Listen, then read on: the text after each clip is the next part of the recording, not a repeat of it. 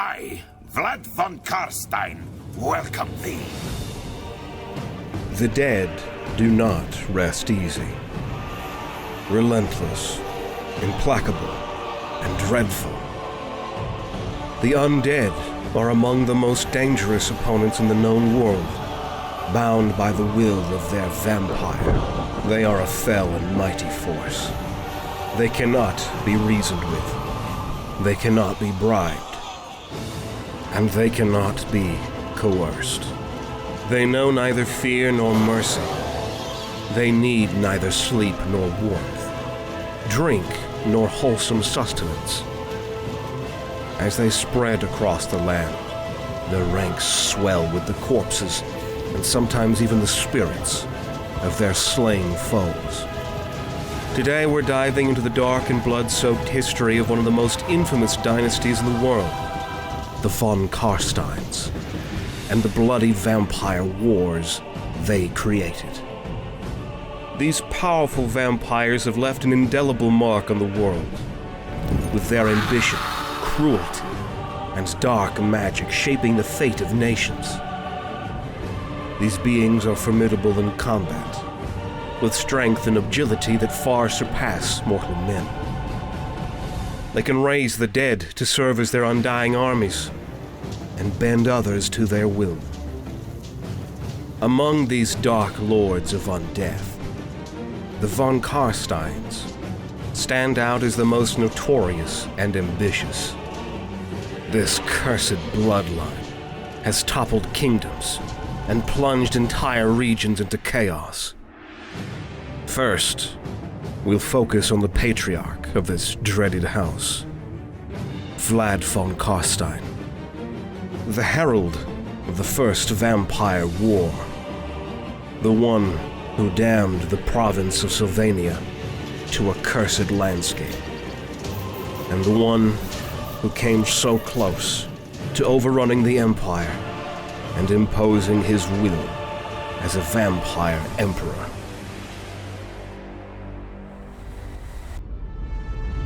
Dive into the middle of the action in War Thunder, the ultimate vehicle warfare game, now free on PC and consoles.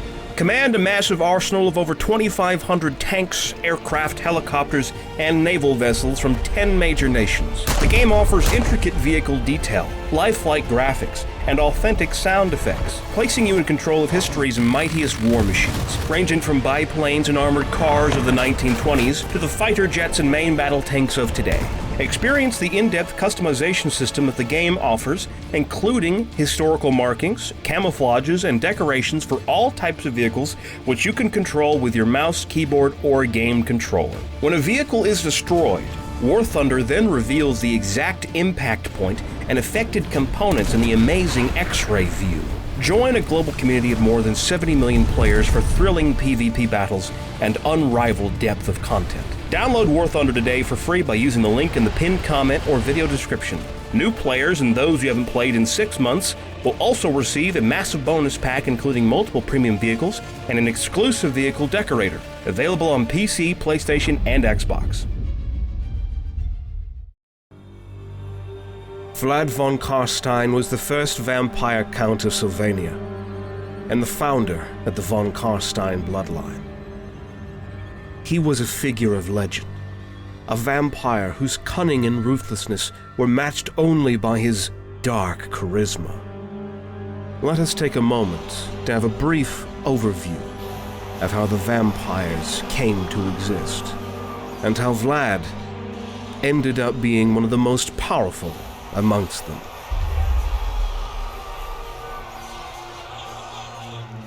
The origin of vampires can be traced back to the great necromancer known as Nagash. He was a mortal priest in the ancient land of Nehekara. Nagash was obsessed with the matters of life and its inevitable decay. He had seen how many great warriors and powerful men had succumbed to an unavoidable fate, death. And he was increasingly interested in finding a way to avoid this. He sought to achieve immortality through some dark and forbidden sorcery that he had discovered while being captured by a group of dark elves. After years of experimentation, he created the elixir of life, a potent brew distilled from human blood that granted eternal life. Neferata, the queen of Lamia, learned about this elixir, and a great interest to learn more and even acquire this potent elixir grew in her. Ever since her youth, she had expressed her interest in joining the mortuary cult, but was dismissed by her father, King Lamizah of Nehekara. Instead, she was set to be educated on how to rule the city-state of Lamia, to be ready when she came of age.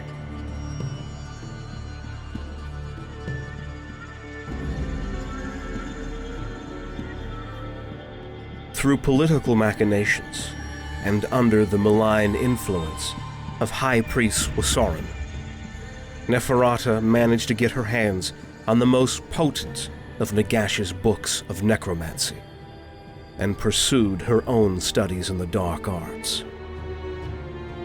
Eventually, she attempted to replicate the elixir of life. She reformulated and distilled the ancient alchemical, but unfortunately, she was not as skilled at necromancy as Nagash himself, and her version was not as potent as the original. In addition, it included a side effect that would prove to be damning for her, and eventually thousands of others throughout history. After imbibing the elixir, Neferata no longer seemed to age, but she was possessed by a terrible thirst for blood. All who drank her version of the elixir of life were transformed into the first vampires. Instead of becoming superhumanly powerful and immortal, they became a type of undead that required the blood of the living to sustain themselves. Over time, many of the court of Neferata drank the elixir and joined her as vampiric lords and ladies. She became the mother of the vampires, and thus was the dynasty of the Lamian vampires born into the world. They were more cautious than Nagash. They went through great pains and precautions to conceal their new vampiric and blood-drinking practices from the other priest-kings who had forbidden the use of dark magic across the lands. Concealing their true nature, the first vampires reigned like gods over Lamia. Vlad von Carstein's true name was Vashanesh. He was one of Neferata's disciples, and through work and loyalty, he impressed her, so much so that she granted him the last of her elixirs, turning him into a vampire. He was well known for his martial prowess and his ruthless leadership. His skills and ambition made him a valuable ally to Queen Neferata.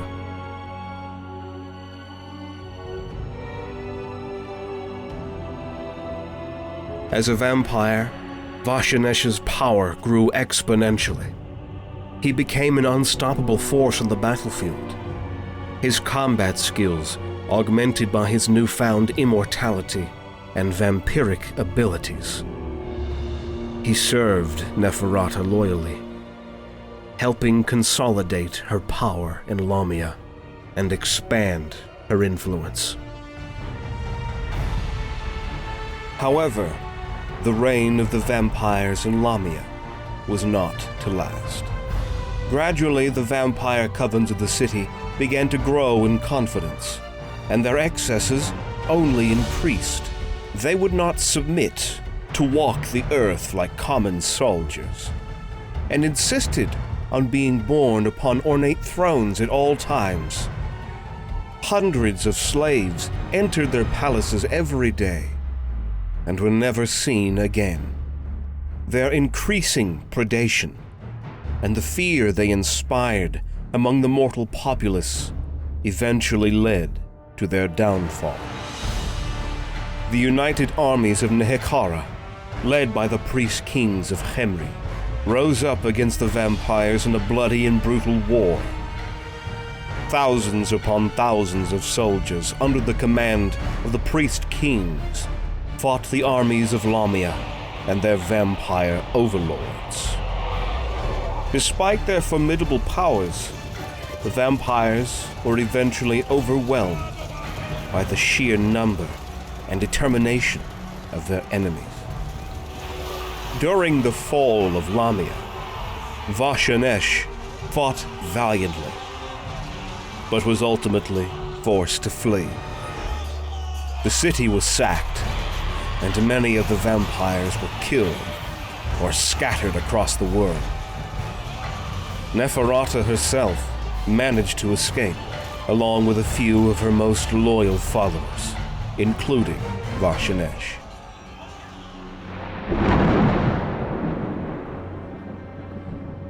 As they were escaping and making their way to safer places, they were soon encountered by the Arch-Necromancer himself, Nagash. The Necromancer offered the vampires a special artifact, a simple yet powerful ring that would bring them back from the dead at supernatural speeds, but would forever bind them to Nagash's will, and that of his most loyal follower, Arkan the Black. Vashanesh was one of the vampires who accepted his gift, willingly becoming Nagash's servant. The vampires who accepted were eager to serve as Nagash's lieutenants to gain revenge on the armies of King Alcatazar and his fellow priest-kings, and to also fight to take the city of Lamia back. Nagash soon led the vampires towards fierce battles against the priest-kings, fighting legions of Nehekarans in bloody skirmishes and full battles alike. Though Vashanesh and the rest of the vampires who accepted Nagash's gifts were eager to serve, it did not take long for them to realize they were nothing but cannon fodder to Nagash. He threw them at his foes with little care if they survived or not. Soon, they resented their service to Nagash, but the ring forced them to obey. Vashanesh, however, was a clever man. He came up with an ingenious solution. The ring bound him to Nagash. So long as he was alive, so at the height of a great battle, he allowed himself to be cut down by Alcatazar, who, with time, would eventually become the man to slay Nagash with a cursed sword, granted to him by the Skaven's shady Council of 13. When Nagash was defeated, the vampires were freed from his control. The many bloodlines soon departed, making their own paths in history. It took many years for Vashanesh to return from the grave. Though Nagash was already dead when Vashanesh returned to life, the ring still bound him to Arkan the Black. So he traveled far away into the old world in search of artifacts to enslave the ring to his will, rather than the other way around. He ended up in Kislev, where he spent centuries testing the limits of the ring and studying the winds of magic. Calling himself Prince Vladimir, a minor noble of no great importance. No one knows how much time exactly passed, as the vampire experimented with the powerful artifacts and the manipulation of magic to unbind himself from external control. But eventually, he was seen in Sylvania. And at that point, he was now Vlad von Carstein. And he had his eyes set upon more than just minor nobility.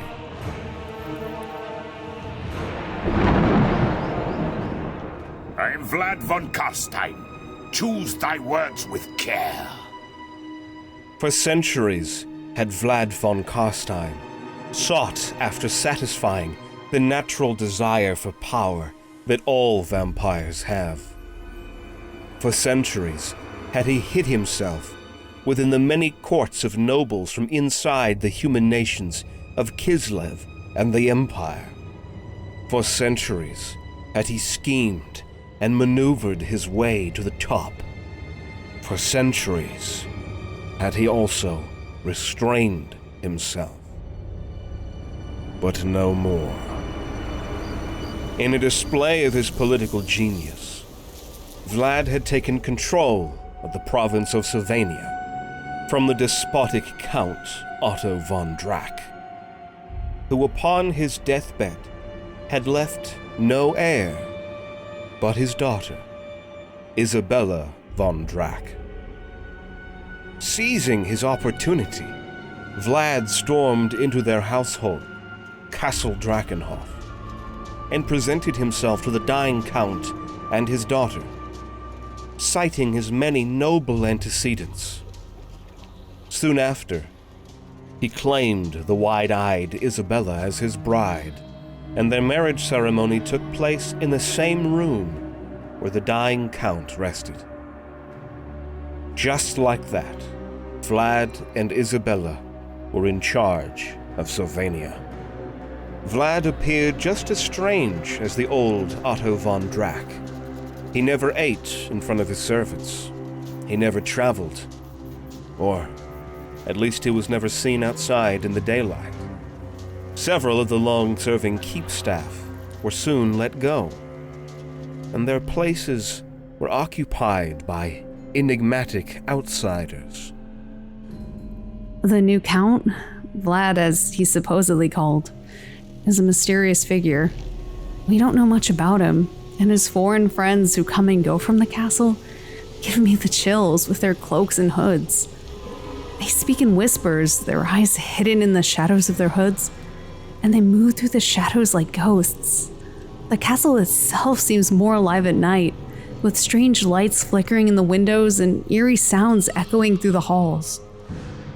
But for all the strangeness, life's been a bit calmer since he took over. He doesn't impose the harsh taxes or random executions that we suffered under the previous Count. There's a sense of order, even if it comes with an undercurrent of unease. Maybe there's hope for us yet.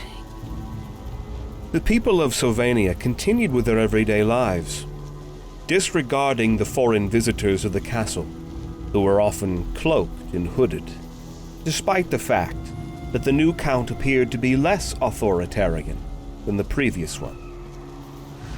They had grown accustomed not to challenge the actions of their superiors by years of harsh Von Drac administration.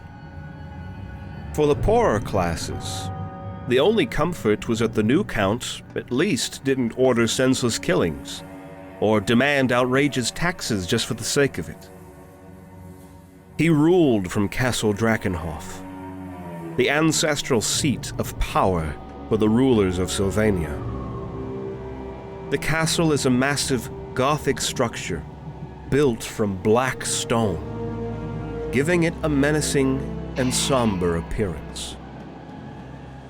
With time, the castle turned to feature darker and more sinister figures, surely influenced by the rule of Vlad. Eventually, the architecture reached a point where it was a mix of practical fortification and dark, almost Baroque ornamentation, with gargoyles and other statues adorning its walls, seemingly watching all who approach with unblinking eyes. At the heart of Castle Drakenhof lies the grand throne room, a vast chamber with a high vaulted ceiling, supported by massive pillars carved with scenes of ancient battles and dark rituals. The room is dimly lit by flickering torches and chandeliers made of bone, casting eerie shadows across the stone floor. Vlad's throne, a massive, ornately carved seat of black wood and iron, sits on a raised dais at the far end of the room. It is here that Vlad holds court, receiving emissaries, issuing commands, and plotting his next moves. With time, the relationship between the now Isabella von Carstein and Vlad von Carstein soon grew into something more than just a marriage of convenience. Vlad developed a love for her, and when eventually Isabella wished for the blood kiss and to be converted into a vampire like him, Vlad refused to give it to her, as he knew the true, deep suffering of beings like him, and loved her far too much to witness her endure that. Some days later, however, Isabella had developed a rare terminal disease. According to the doctors who attended her heart had stopped. Vlad had turned the doctors away, saying that he would take care of her himself. Vlad knew that she was sick with the same incurable disease that had claimed her father.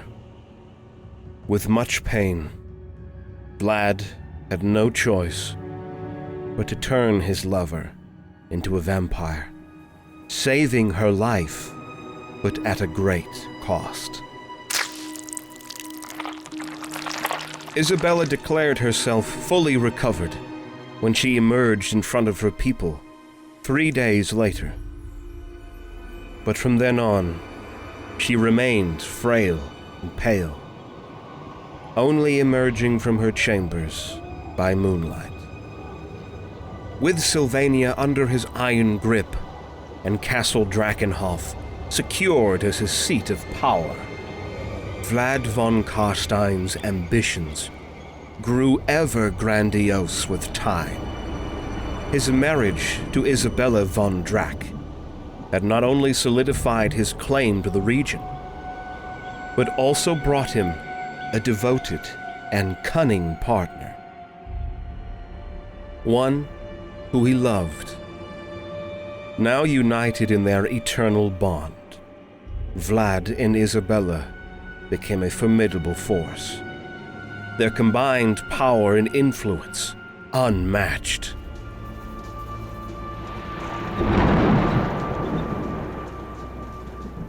Over the years, more and more nobles were beginning to be seen less often, their skin growing ever paler, and their presence being felt late into the dark nights of Sylvania.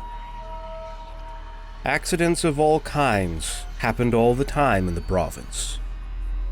But strangely enough, only those who were against or declared their independence from the rule of Vlad suffered rare and deadly accidents. With time, all came to realize the dangers of opposing Count Vlad, and many swore their allegiance to him out of fear.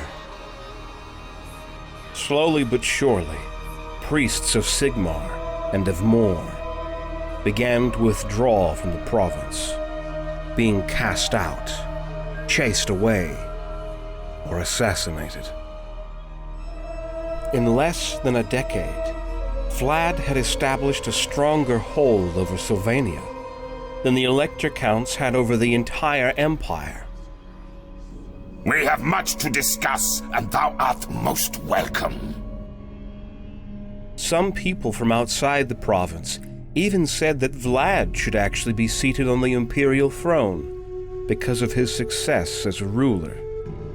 Of course, they didn't know the true inner machinations at play during his dark reign.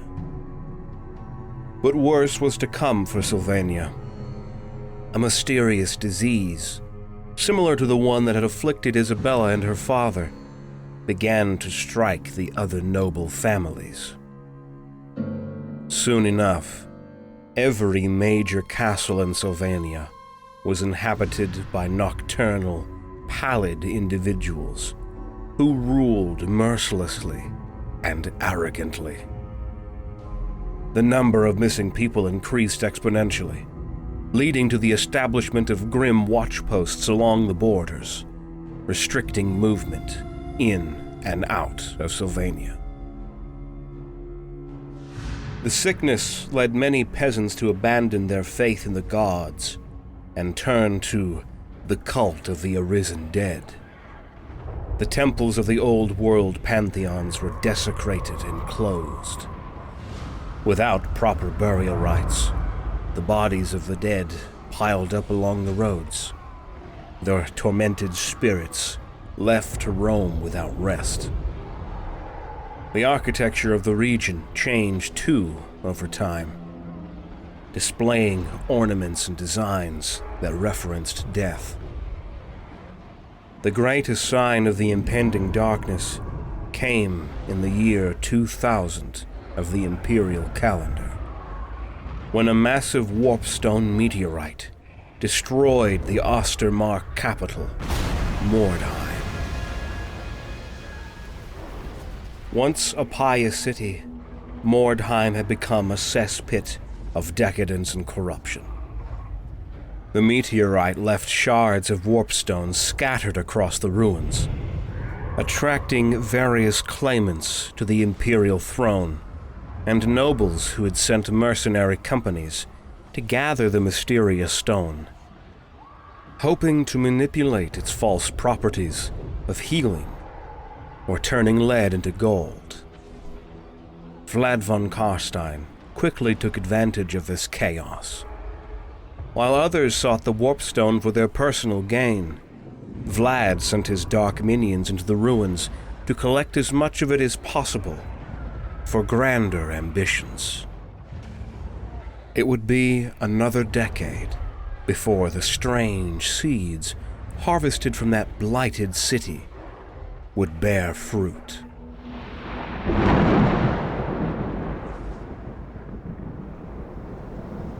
At the start of winter, in the year 2010 of the imperial calendar, Vlad began to take the next step of his plan. After killing the remaining living nobility of Sylvania, Vlad casted a powerful spell, fueled by the warpstone he collected from the ruins of Mordheim.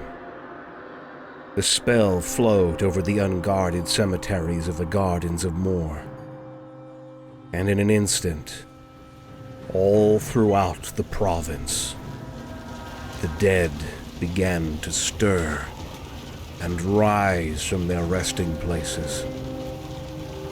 Slowly, every single corpse in Sylvania began to move towards Drakenhof to answer the call of the vampire count.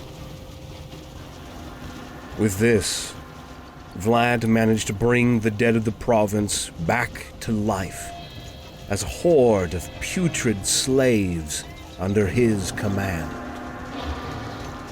When it was all done, the invasion of the Empire of Man would begin in that same year.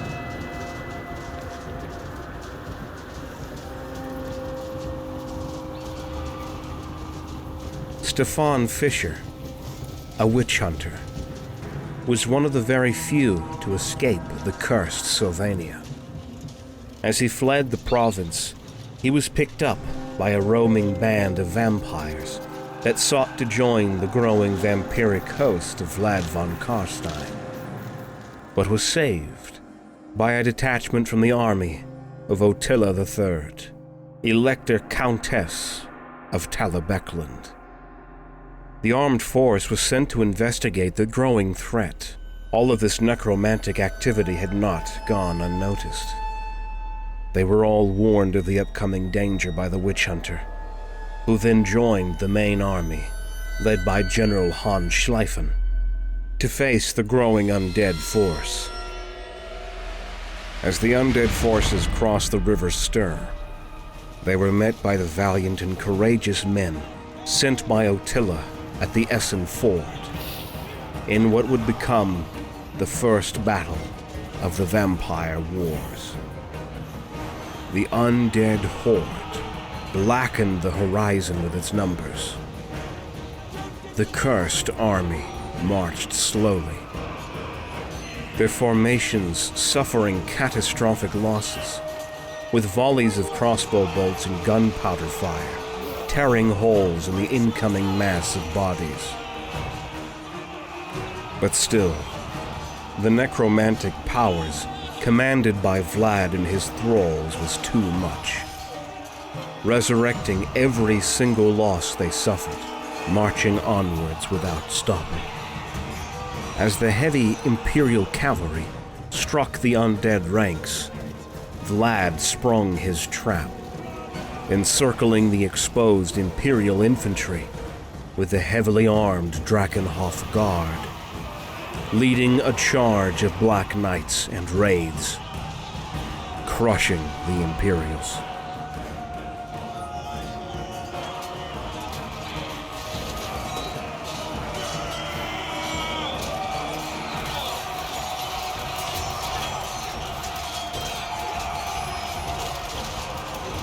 I have not seen such a pathetic sight since mine father-in-law Otto took his last breath. Is this all that thine empire can muster?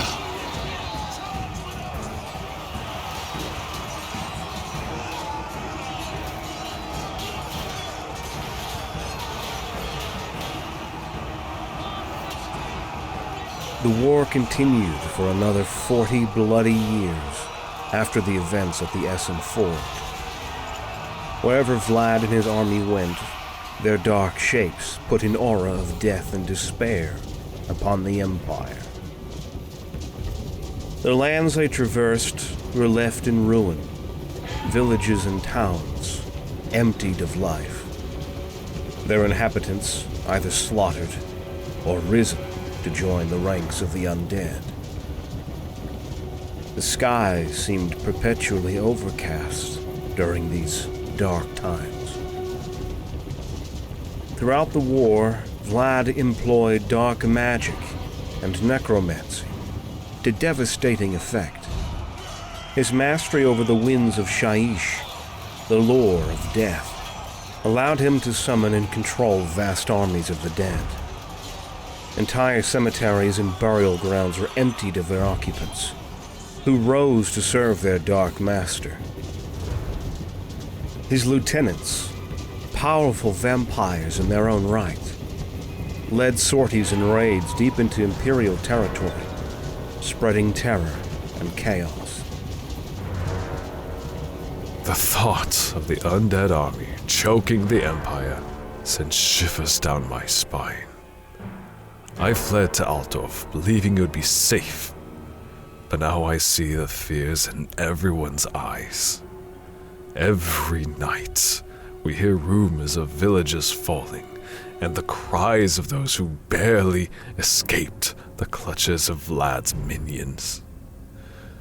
The city's gates are heavily guarded, and yet I can't shake the feeling that it's only a matter of time before the darkness reaches us here. No place is safe anymore. Not even here in the capital. It feels like the darkness is closing in on us from all sides, suffocating us. There's nowhere left to run. Even the once bustling markets are now filled with hushed whispers and anxious glances, as if the shadows themselves are watching and waiting. We're all just holding our breath, waiting for the inevitable. The dead far outnumbered the living, and the reanimated corpses of fallen soldiers swelled Vlad's forces after every battle. It was a war of attrition, where the Empire's losses fed the strength of the enemy. At the Battle of Bluthof, Vlad found himself impaled by lances, with the rune fang from the Count of Ostland buried whole within his heart.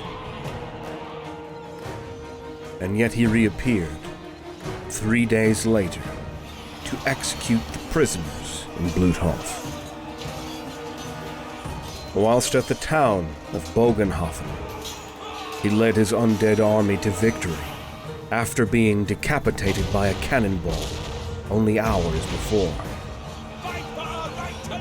Each and every time, again, Vlad was able to rise back to life in order to kill his murderers and advance further into the capital of the Empire.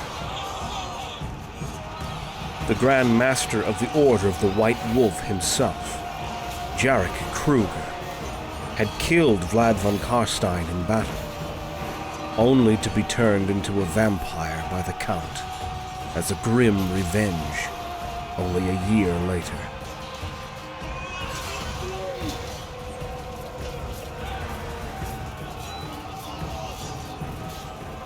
After multiple battles and encounters that at first seemed like victories, but were soon turned into terrible losses, all hope seemed lost to the Empire, as the undead army eventually began its slow march towards the great capital of Altdorf.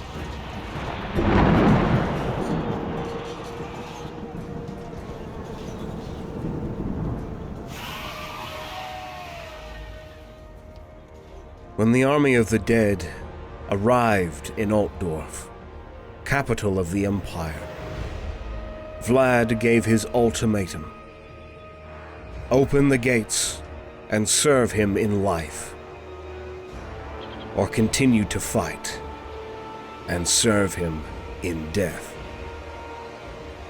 Yet, the city would not surrender. They were well prepared for the upcoming attack, even against the dire menace the undead army represented.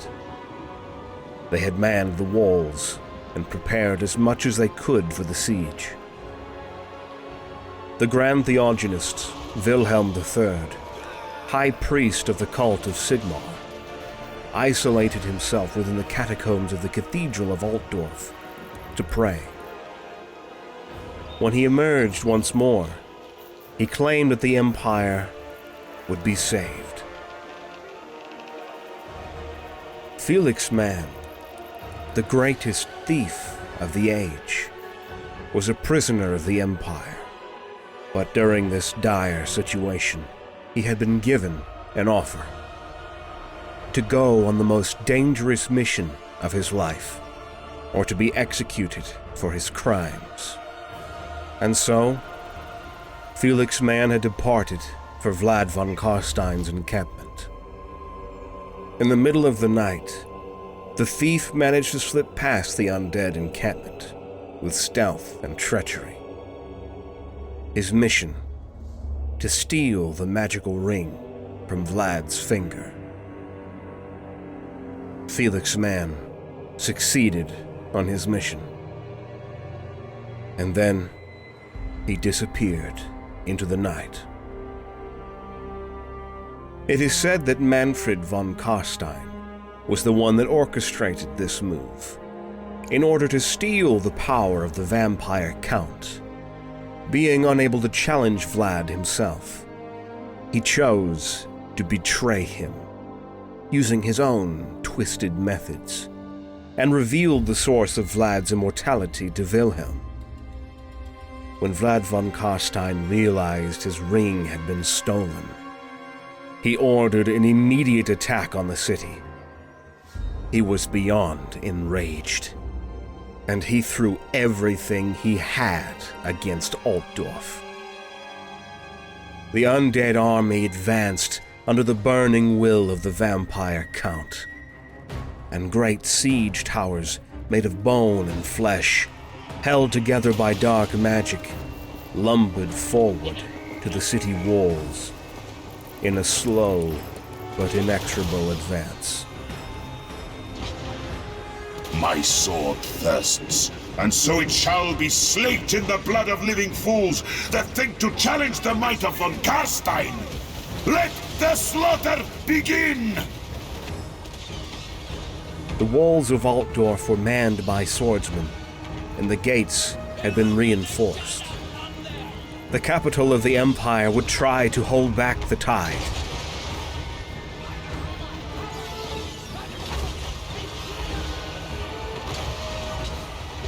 The battle turned into a vicious fight for survival. The number of undead warriors proved overwhelming for the defenders. The men of the Empire fought with all their strength and valor against the horrors of the undead.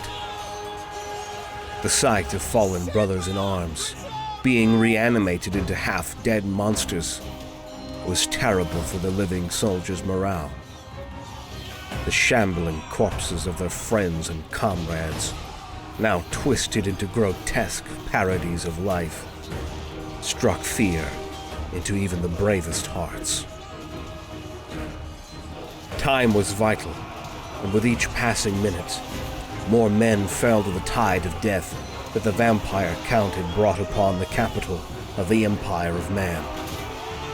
Despite the fear and exhaustion, they fought on, driven by the knowledge that Altdorf's fall would mean the doom of the Empire.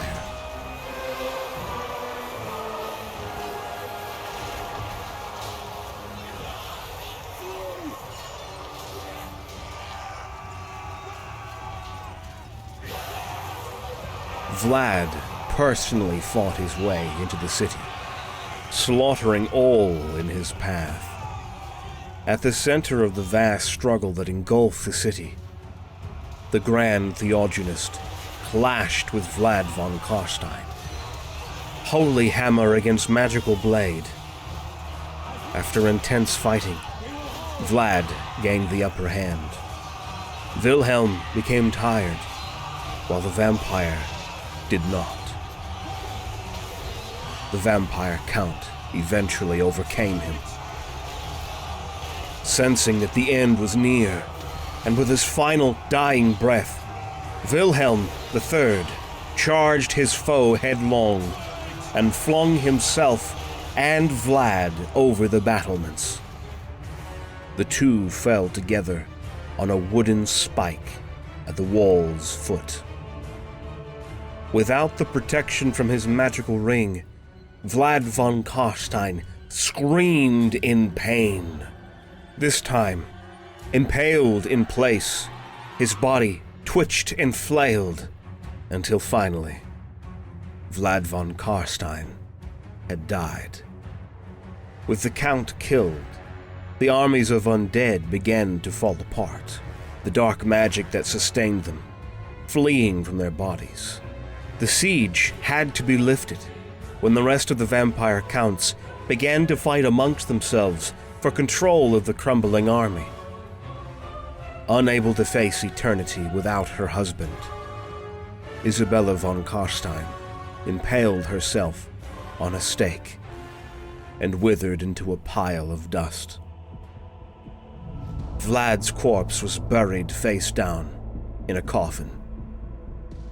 The horrors of what would later be called the First Vampire War were finally over.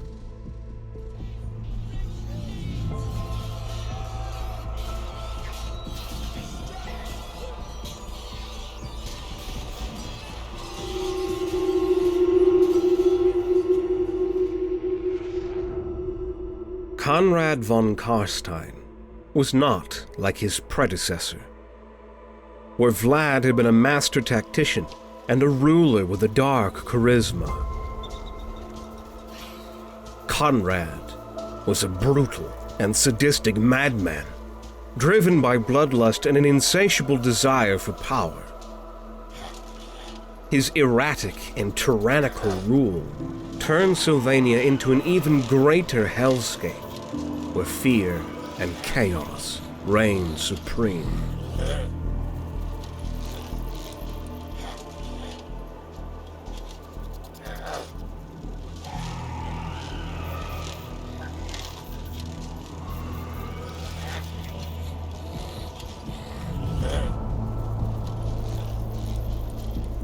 After the death of Vlad von Carstein, the vampires fled to Sylvania, and the damned province was in turmoil. The power vacuum created by Vlad's demise sparked a brutal struggle among the vampire lords vying for control.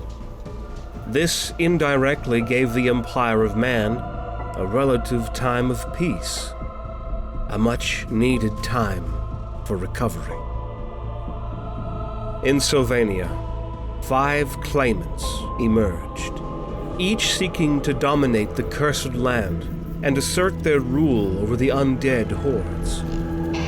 For more than 40 years after the end of the First Vampire War, the claimants to the throne of Sylvania would plot and make their bids to take the mantle of ruler.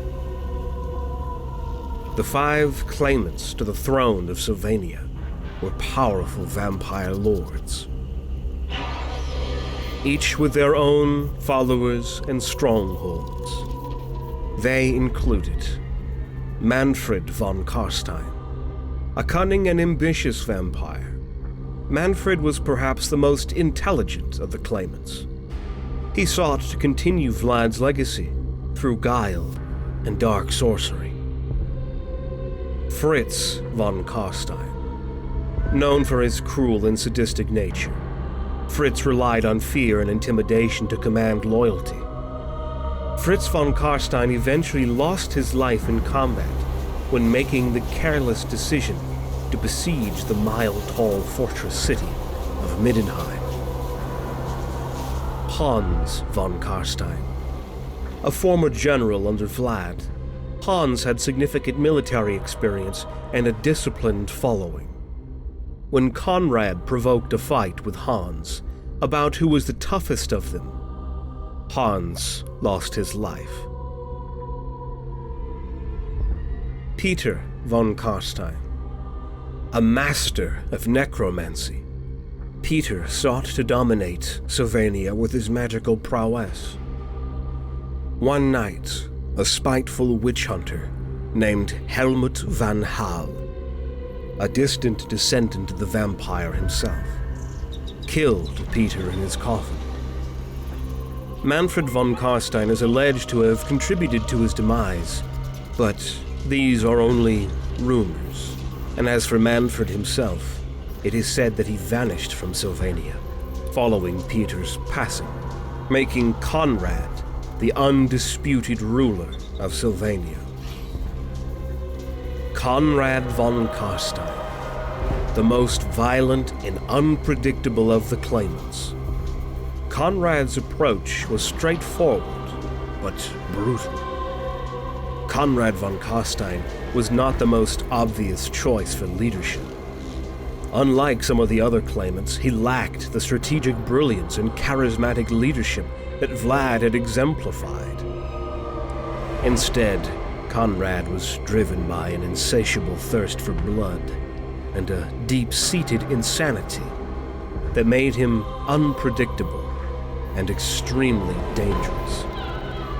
His erratic nature, however, was both a curse and a weapon, as his sheer ferocity often caught his enemies off guard.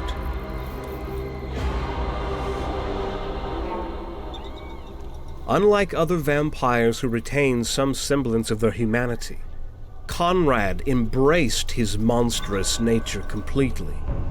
His insanity manifested in unpredictable and violent outbursts, making him as feared by his own followers as he was by his enemies. This madness was not without purpose. It drove Konrad to commit some of the most heinous acts imaginable. He derived pleasure from the suffering of others, reveling in the fear and despair he caused. Many affirm that the dungeons of Castle Drakenhof were constantly filled with prisoners who had seemingly committed no crimes, but were there just to be punished by Konrad, for no other reason at all.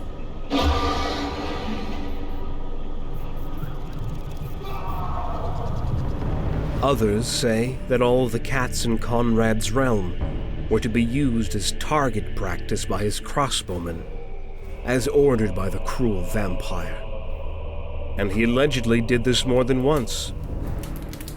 The vampire count had even ordered villages to be burned, just because he didn't like their smell. The peasants that lived there losing all of their possessions, some even losing their lives for it. But one of the grimmest examples of his insanity was when Konrad put his own mother on trial. She was accused of the crime of having given birth to him without his consent. She was found guilty of her charges, and then sentenced to death by Konrad himself. He had her locked away in a tower, bricking up the entrance so that there was no escape, until she died of starvation. Despite his formidable combat prowess and unparalleled brutality, he possessed only rudimentary magical abilities. This weakness did not go unnoticed by the necromancers of Sylvania, who often made the fatal mistake of mocking his limited capacity for sorcery. In fits of rage to reassert his dominance, Konrad made a habit of brutally killing these necromancers. He saw their derision as a direct challenge to his authority, and responded with unmatched savagery, dispatching them in gruesome public executions.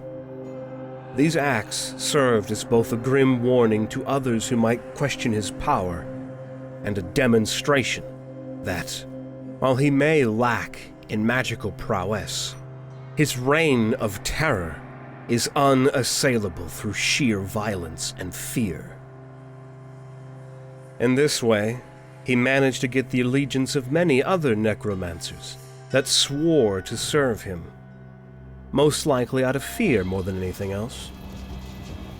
These necromancers would serve his purpose of raising the dead and commanding hordes of zombies and other fell creatures to fight for Konrad, while the necromancers themselves were often chained and jailed to ensure their loyalty. This was Konrad's way of doing things, and this series of events would lead to one of the bloodiest periods in the history of the Empire.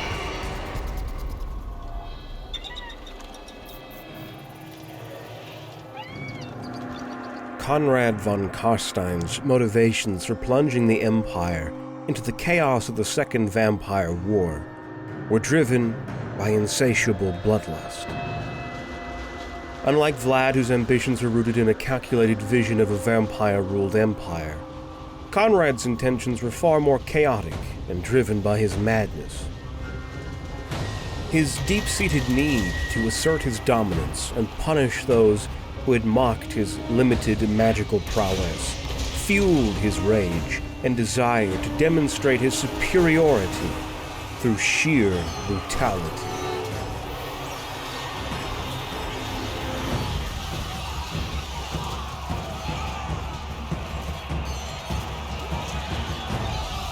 This campaign began with a series of brutal raids and assaults on the Empire's borders, designed to weaken and destabilize the regions surrounding Sylvania.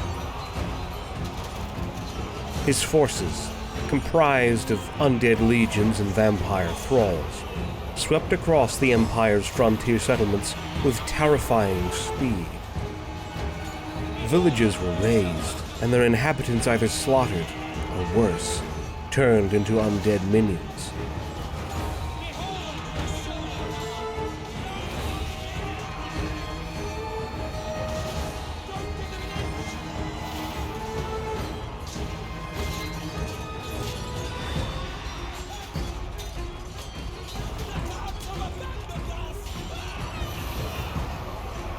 These initial attacks spread panic and confusion across the lands of men, making it difficult for the Empire to mount an effective defense.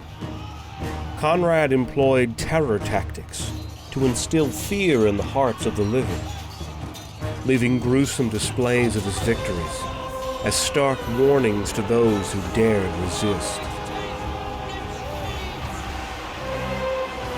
These horrific sights sapped the morale of the Empire's defenders and fueled widespread dread.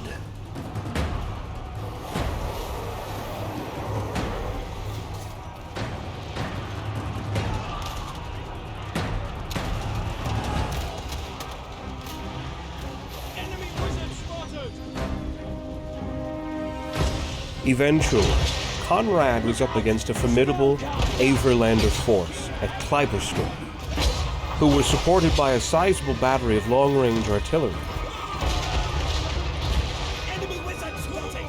When the fighting started, the slow-moving army of Sylvania was met with a heavy bombardment. Barrage after barrage from the Averlander cannons punished the slowly advancing undead horde that moved relentlessly, but taking heavy losses in return from the artillery and gunfire line.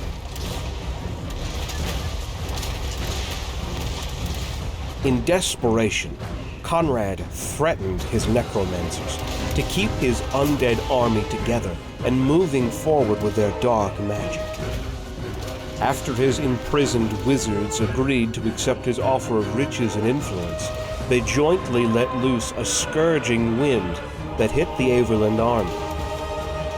The Imperial soldiers quickly began to feel as though phantom hands were taking their souls as evil magic swept across their ranks. Panic began to spread as more and more soldiers were killed by the unusually powerful wind. In that moment, Konrad realized that the time was right for an assault, and launched his elite group of Drakenhof Templars and Blood Knights into the battle. The Averland army crumbled and ran when confronted with the horrible undead threats and armored vampires. Like a ruthless beast, Konrad tormented the Imperial soldiers for 5 days and 5 nights by pursuing them, making sure that every person who took part in the conflict was found and killed at all costs.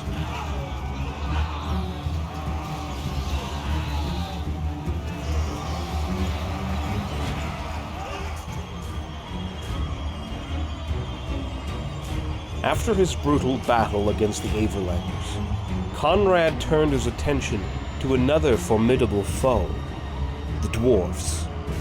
This was against the advice of his few remaining counselors that dared to speak the truth to him. Yet the vampire count was eager for more blood and declared war on the dwarfs, attacking the outlying settlements near the mountain hold of Zhufbar. The dwarf king of the stronghold himself eventually assembled a sizable army to finally exact revenge on the vampire. Eager to avenge the killings and suffering they had endured under the senseless acts of Konrad.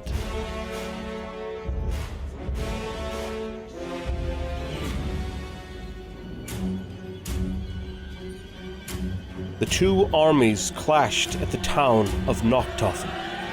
There, the undead legions, including shambling skeletons, rotting zombies, and vampiric thralls, surged towards the dwarf lines, who met them with a barrage of artillery fire, using cannons and grudge throwers to devastating effect.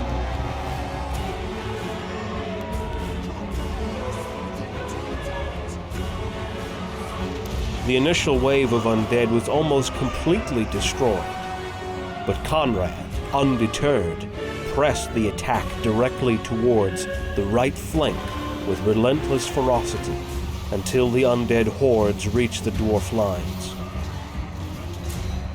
The dwarfs fought valiantly, their stout hearts and courage shining through the battle.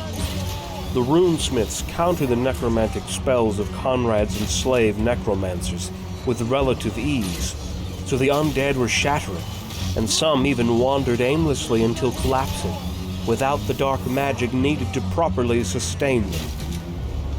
Despite this, Konrad pushed on, eager for more blood, and confident he was going to get the upper hand. His presence was a whirlwind of death and destruction. The vampire lord drove directly into the cadre of runesmiths. Meanwhile, his elite blood knights crashed into the disciplined ranks of dwarf warriors with devastating force. Konrad personally slew many of the runesmiths, reveling in the taste of their spilled blood. This gruesome act bought his captive necromancers the precious time they needed to resurrect the fallen, swelling the ranks of the undead. With the runesmiths being slaughtered, the battle turned hopelessly one-sided, with the dwarves, true to their nature, fought with unwavering determination until the very end. Their king challenged Konrad to personal combat, hoping to turn the tide.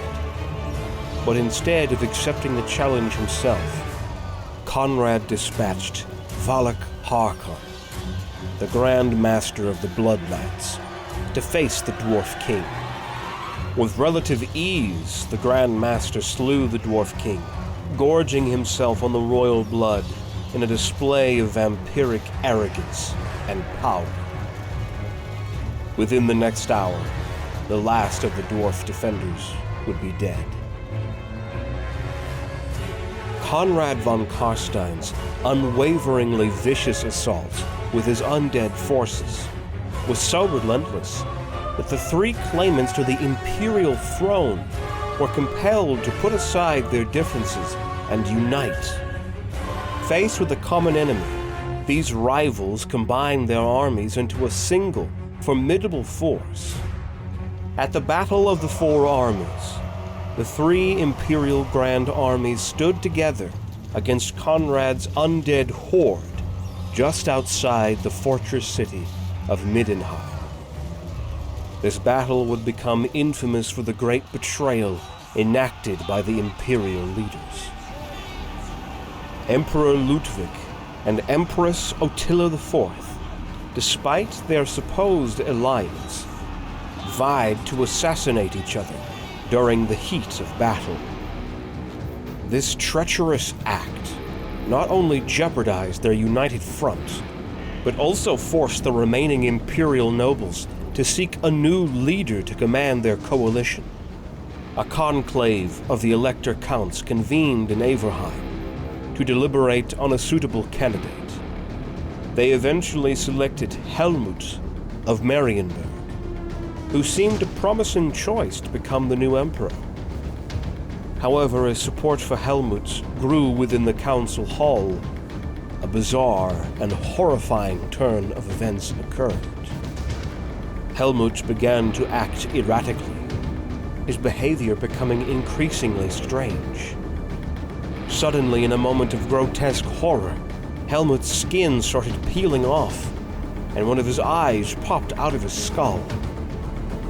The assembly was thrown into chaos, as it was revealed that Helmut had been killed and reanimated as a zombie under Konrad's control. Even Helmut's own son, Helmar, recoiled in horror and refused his father's claim to the throne once the ghastly truth was unveiled.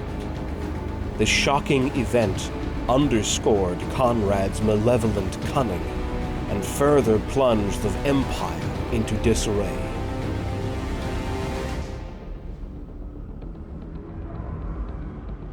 As his scheme failed, Konrad lost his temper once again and burned every town and village in his path as he moved from Averheim into the Howling Hills.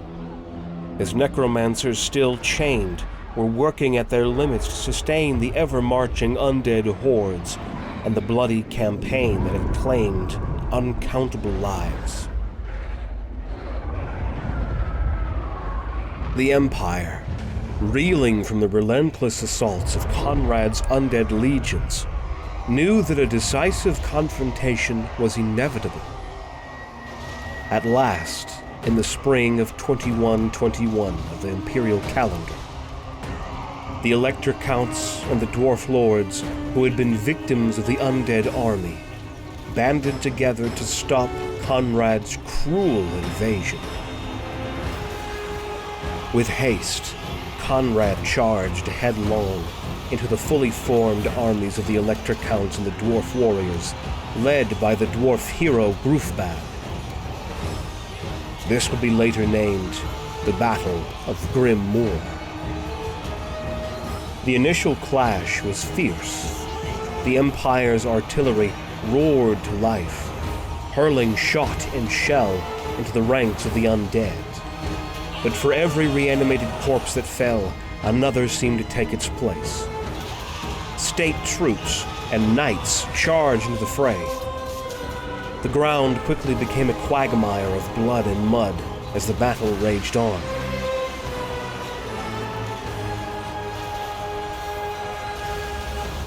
However, all of a sudden, something strange began to occur. The dark power that bonded the undead together seemed to falter, causing the regiments of undead to weaken, with many of them falling to the ground.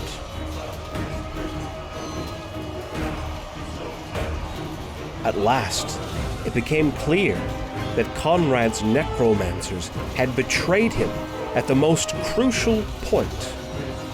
They had grown tired of his harsh and cruel leadership. The Blood Knights, as mighty as they were, departed the battlefield as well, when they realized the fight was lost. Konrad himself tried to hold together his remaining hordes of undead with his own necromantic powers, but the dark magic required to do so proved too much for his mind to bear. And in an instant, what remained of Konrad's sanity snapped. He was found later, murmuring to himself, wandering the forests aimlessly. Grufbad captured Konrad and held him down while the Elector Count Helmar impaled his father's killer with his rune fang. The Second Vampire War was finally at an end with Konrad's death. But soon enough, as history had shown us many times before, the Elector Counts would be fighting amongst themselves again.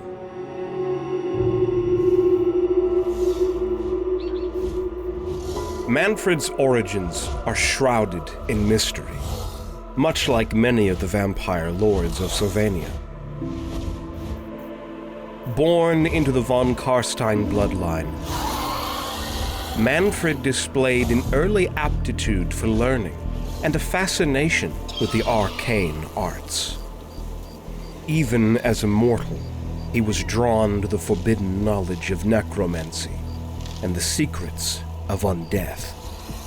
His thirst for power and knowledge set him apart from his peers. Only I can bring the night. Mannfred's transformation into a vampire came at the hands of Vlad von Carstein himself, the progenitor of the von Carstein bloodline. Recognizing Mannfred's potential, Vlad offered him the dark gift of vampirism. Mannfred accepted without hesitation, eager to shed his mortal limitations and embrace the power that came with undeath. This transformation amplified his already formidable intellect and granted him the immortality that he craved. Mannfred honed his skills in necromancy and dark magic. He studied ancient tomes, practiced forbidden rituals, and learned the intricacies of politics. His ambition grew with his knowledge. He saw the potential to not only serve, but to surpass his sire. He bided his time, waiting for the right moment to assert his dominance. Mannfred's intellect and patience made him a master manipulator. He forged alliances, gathered loyal followers, and carefully plotted his rise to power.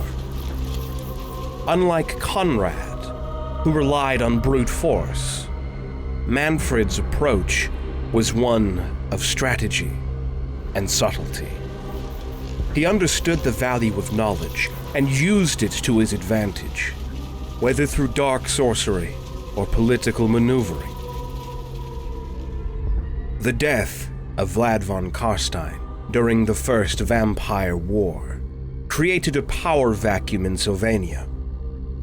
As rivals vied for control, Mannfred seized the opportunity to position himself as a key player. He watched and waited as Konrad's brutal reign came and went, knowing that his time would soon come.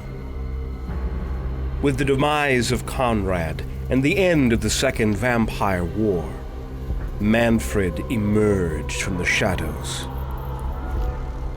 His rise to power was not through open conflict, but through cunning and manipulation. He eliminated his rivals with precision, using a combination of dark magic and strategic alliances.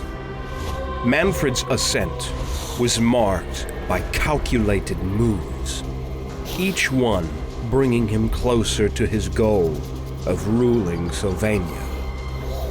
In a final stroke to cement his dominance over the cursed province of Sylvania, he summoned his rivals to Tempelhof, where he executed them all while in talks of truce. He then created for himself a new set of armor by combining the ashes of his opponents with cursed iron, enhancing his own strength. My blade will be bathed in unholy power!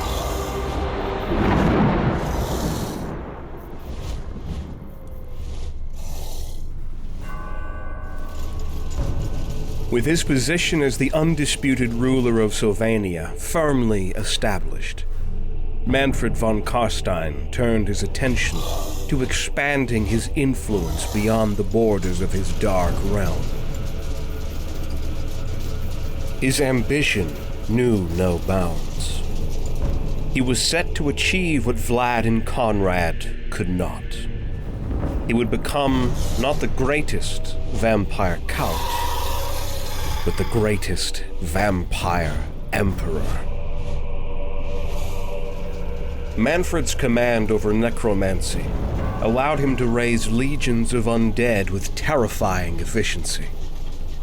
He scoured the ancient burial grounds and forgotten battlefields of Sylvania, awakening the long-dead warriors and skeletal remains buried beneath the cursed soil.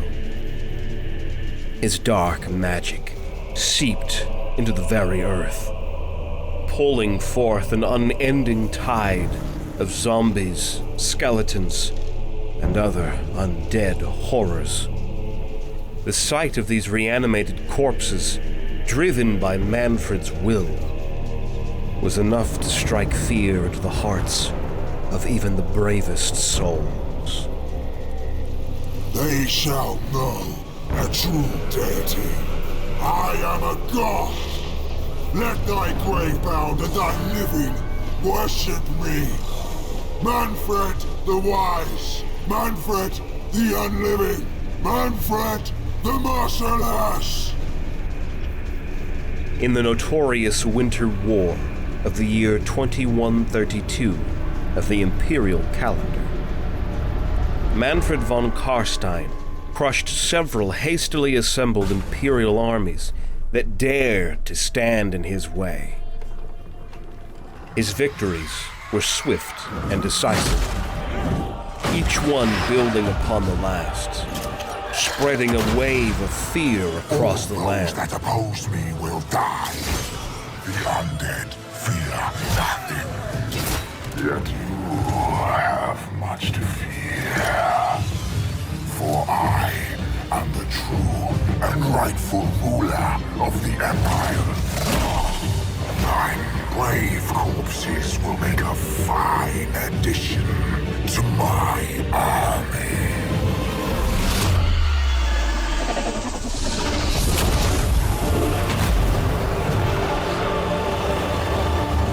The mere whisper of Mannfred's advance was enough to send entire villages into a panic, their inhabitants abandoning their homes in a desperate bid to escape.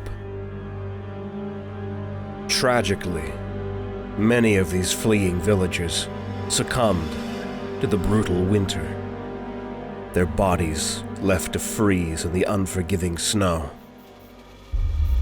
Stark evidence of the dread Mannfred inspired.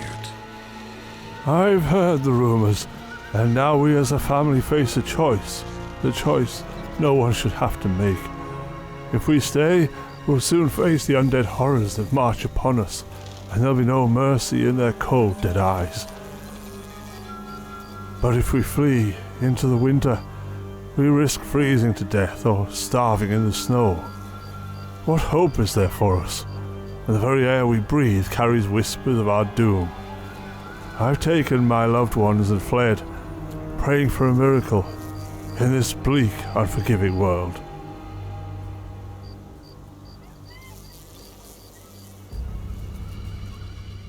The march of Mannfred's army was a campaign of terror and destruction. Villages and towns that lay in their path were obliterated, their inhabitants either slaughtered or raised as part of the undead horde. The fields of battle were left littered with the bodies of the fallen, soon to rise again under Mannfred's control. The stench of death and decay hung heavy in the air. When Mannfred's massive legions reached Altdorf, they found the city seemingly undefended. Triumph surged through Mannfred as he envisioned himself as the new vampire emperor. His ambitions, however, faced an unexpected challenge when the Grand Theogenist, Kurt III, appeared on the city battlements.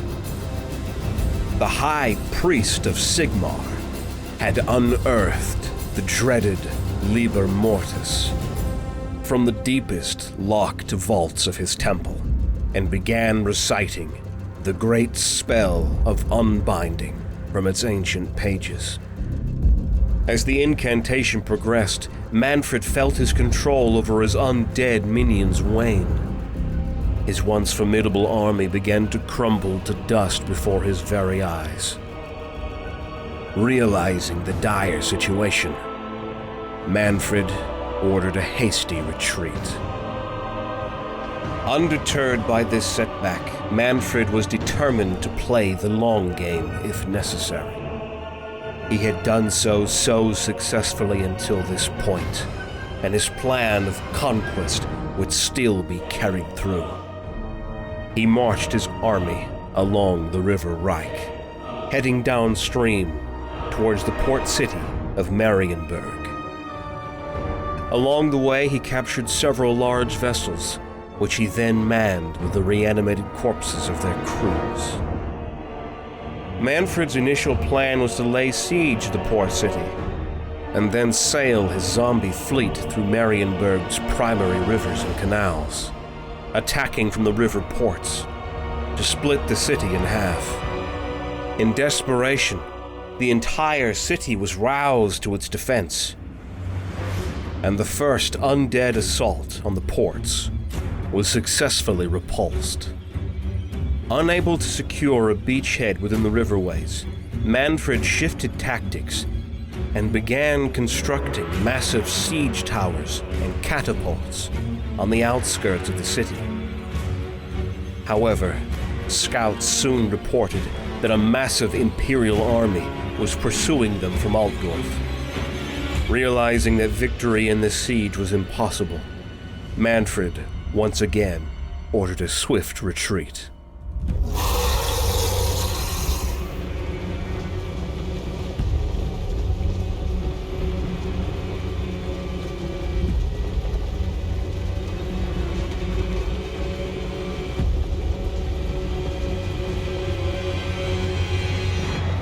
Following these events, a protracted game of cat and mouse ensued. It was played across the entire empire of man, with neither side entirely certain which was the hunter and which was the prey.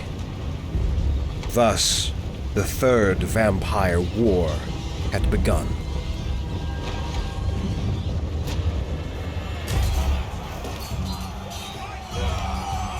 Marked by heavy casualties, significant material losses, and countless refugees fleeing the new undead menace, as Mannfred and his undead legion skillfully evaded the pursuing armies of Marienburg, Altdorf, and others that were joining in the effort. The entire empire was thrown into turmoil. Every province was at risk from the relentless onslaught of the undead.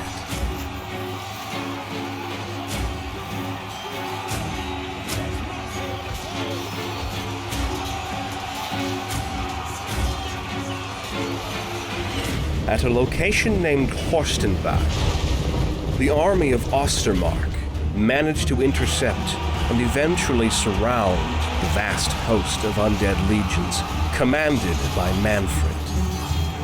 In the bloody battle that ensued, the Imperial Army, despite some losses, was successful at defeating the larger undead horde, and it's said that they managed to put down nearly half of Mannfred's army before they had to retreat to the forest.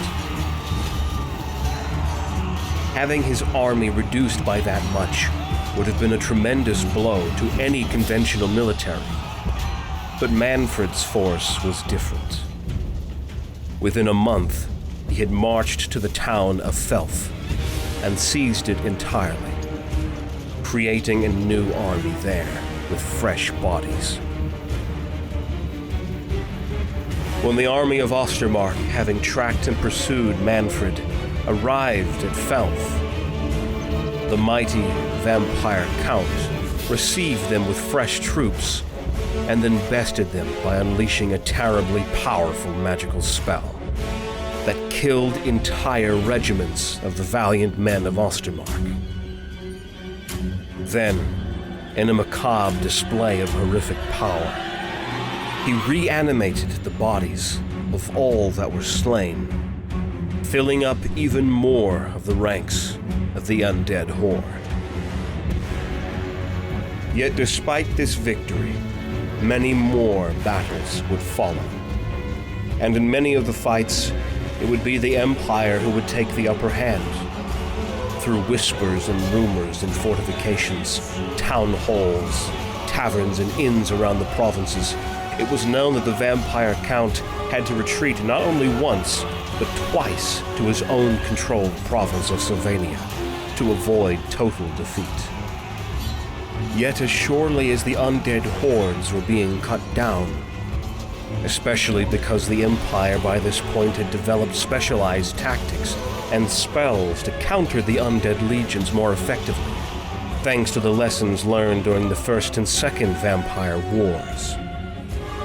The living had suffered many losses regardless, and the horror of watching people that used to have regular lives, or loved ones being reanimated as lifeless, yet moving zombies, was a horror that never grew old. And it was still taking a heavy toll on the morale of the Empire.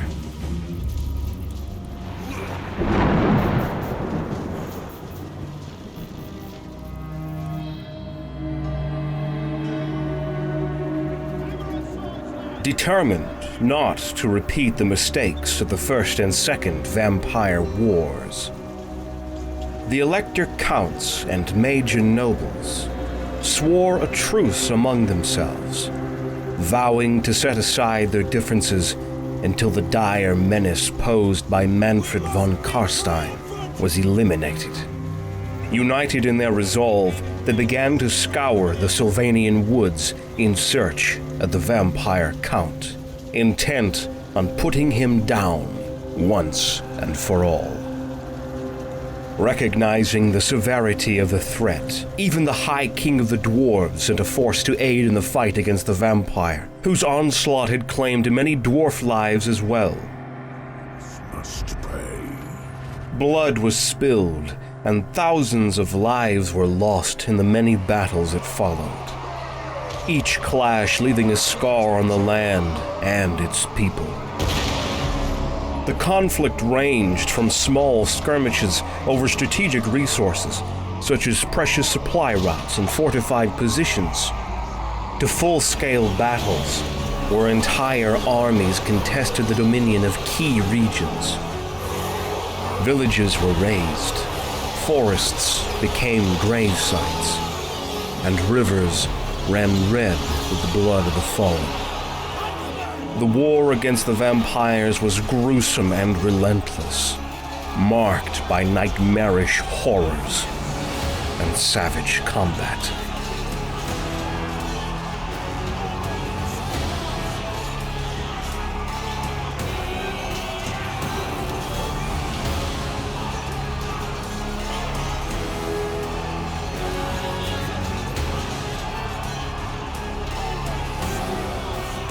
Mannfred's undead legions, bolstered by dark magic and unholy resilience, clashed repeatedly with the forces of the Empire. Legions upon legions of Imperial soldiers poured into the boundaries of Sylvania like a vast flood. And before long, Mannfred was cornered into a location known as Hell Fen.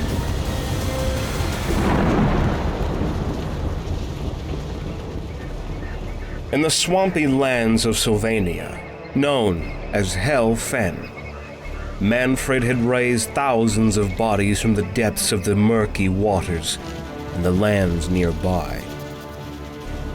The Imperial armies moved forward, getting ever deeper into the swamp, while the soldiers were already weary and tired from the campaign against the enemy.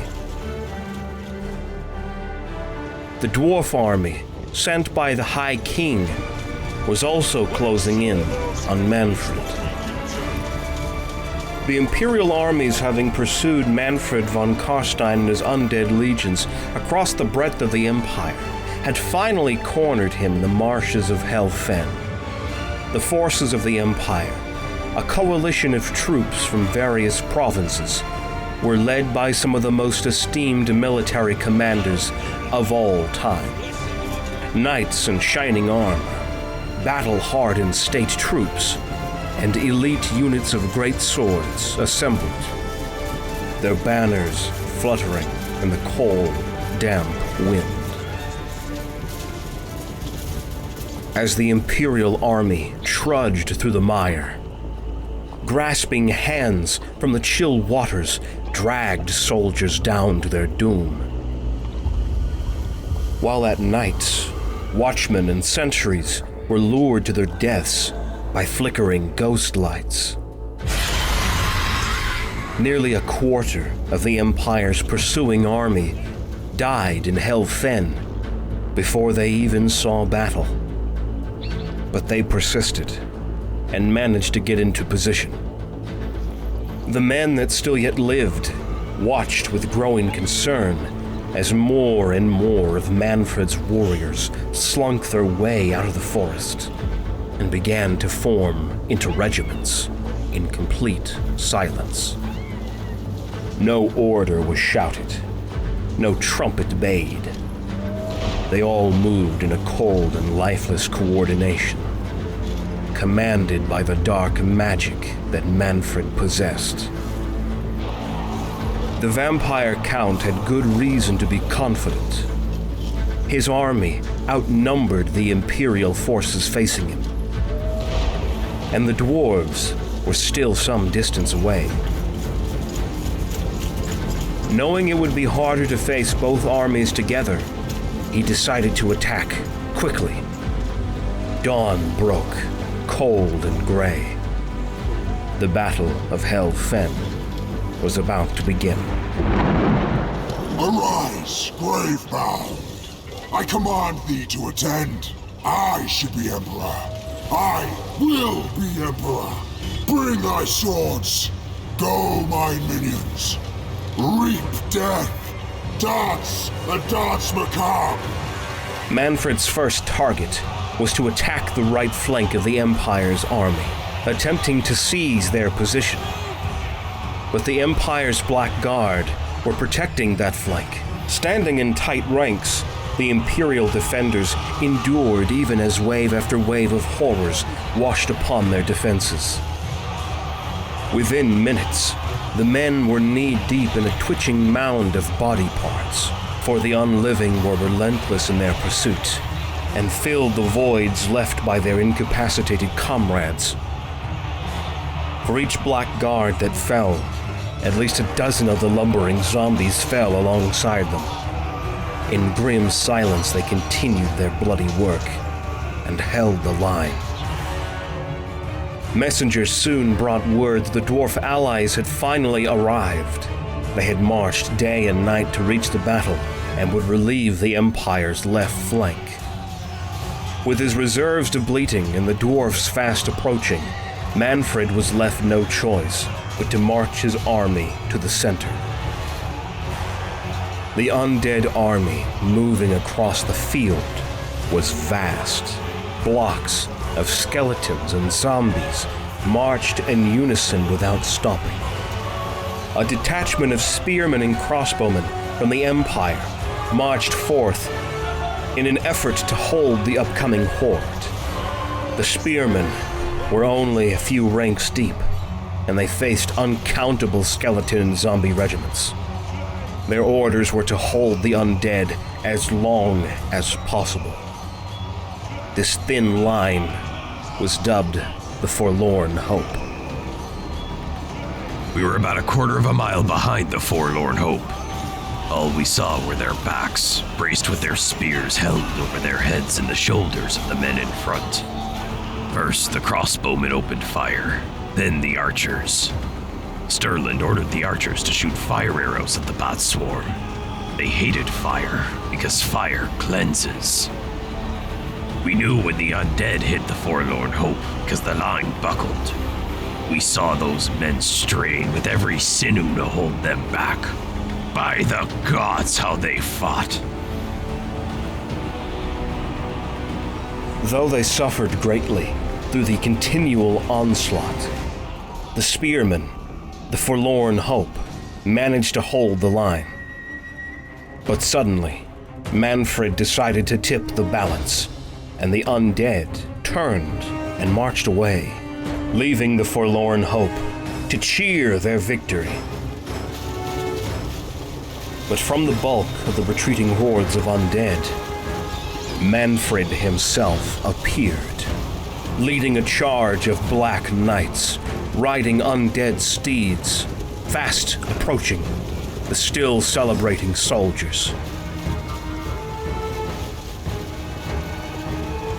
Martin, the Count of Stirland, raised his sword in the air. "Cavalry!" he cried, and the trumpets called the muster. Heavy cavalry advanced from their position in the rear. Hundreds of knights trotted past the cheering infantry. It was the Empire's countercharge. The ground shook. The Empire's cavalry seemed unstoppable, courageous and deadly. Mannfred saw this move and turned his steed, leaving his own knights to their fate. The wave of steel clashed into the Black Knights with such force that it resounded across the entire swamp. And after a fierce fight, the undead cavalry was utterly destroyed. This is where it should have ended. However, General Jaeger, who was leading the charge, with his blood boiling in victory, and perhaps on a quest for personal glory, or maybe vengeance, continued chasing the undead deep into enemy lines. When he realized his mistake, he was already surrounded by skeleton spearmen, zombies, and other horrible creatures that blocked their way out and slashed at them with reckless abandon. Out of the 600 riders that led the initial glorious charge, barely 100 managed to return back to the Allied lines. The rest had died, surrounded and dragged into the mud, including General Jaeger. After that, the undead army began to advance once again across the main field. On the flanks, skeletal cavalry and dire wolves charged against the living. The Empire held a second force of knights, Knights of the Divine Sword, led by the Grand Theogenist himself, all the way from Altdorf. The Empire's cavalry engaged with the dire wolves, which eventually fled from the field. On the ridge, the Empire deployed their infantry, mostly veteran swordsmen and halberdiers. Their task was crucial. They were to take the brunt of the undead attack, and, as they fought, to retreat step by step, keeping the line together while drawing Mannfred's forces forward, deeper into the Empire's lines. When the vampire army started to gain ground in the center, Mannfred saw this apparent weakness and committed more undead to the center to increase the pressure. When the undead had been drawn into the marshy lowlands, trumpets sounded across the battlefield.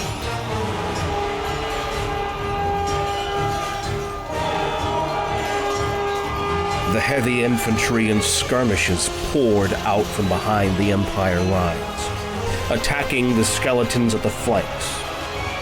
The dwarfs had also arrived on the battlefield and immediately pushed towards the center when they realized the timing was crucial. Additionally, the cavalry who had recently finished slaughtering Mannfred's direwolves crashed into the undead horde's rear. What followed was a slaughter, if such a word can even be used to describe the slaying of the already dead. The Vampire Count's legions were hemmed in from all sides.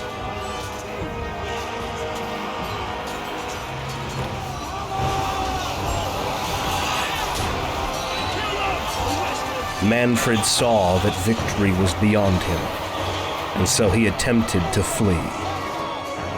The Elector Count of Stirling gave chase, and eventually caught Mannfred at the very edge of the swamps.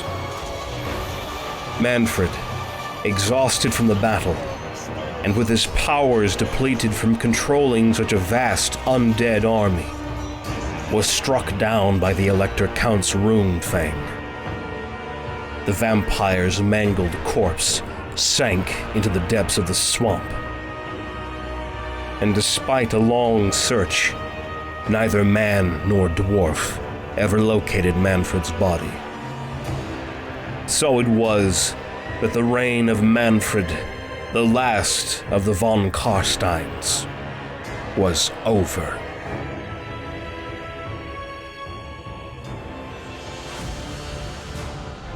Following his great victory, the Elector Count of Stirland was proclaimed a hero of the Empire. He lived out the rest of his years a well-respected Elector Count, and the tactics he used to defeat Mannfred are still studied to this day in every Imperial military school. Though the vampire wars, as we know them, were officially over with the defeat of Mannfred Von Carstein at Hel Fen, the Empire of Man remained vigilant. The dark knowledge and forbidden tones left behind by the Von Carsteins were far from forgotten. Over time, other vampires and necromancers would emerge, eager to exploit the sinister lore. These new threats, while not as powerful or influential as the Von Carsteins, still posed a significant danger to not only the men of the Empire, but to the dwarves, the elves, and to the other races of the world. These vampires and necromancers would take advantage of the chaos and darkness, using their necromantic abilities to raise undead legions and wreak havoc on the unsuspecting populace. Isolated incidents of undead uprisings and dark rituals became a persistent issue, forcing the Empire to maintain a constant watch and respond to all of these new menaces. The legacy of the Von Carsteins casts a long shadow, and even today, the Empire must remain ever vigilant against the resurgence of these dark powers. The vigilance and unity that brought an end to the vampire wars continued to be important in safeguarding the realm from these ongoing threats. After the victory at Helfen, we hoped for peace, but the darkness never truly left. My family barely escaped an undead uprising last spring, and whispers of necromancers exploiting forbidden lore keep us on edge. These new threats bring death and chaos. We must remain vigilant, just as my father did during the Vampire Wars. Our unity and watchfulness are all that stand between us and the shadows that seek to consume the world. Again, thanks to War Thunder for sponsoring this video. Don't forget to play it for free on PC, PlayStation, and Xbox today by using the link in the pinned comment or video description. New and returning players that haven't played in 6 months will receive a massive bonus pack, including multiple premium vehicles and other goodies. This bonus pack is available for a limited time, so make sure to grab it today. If you would like to learn more about the undead, why not check out our video on the history of the Tomb Kings that explores the ancient Nehekara, the rise to power of mighty rulers, and their transformation into the dreaded Tomb Kings. We hope you have enjoyed this episode. Let us know in the comments what other stories and battles from Warhammer you'd like to see us cover in future episodes. We thank you for watching, and we'll see you on the next one.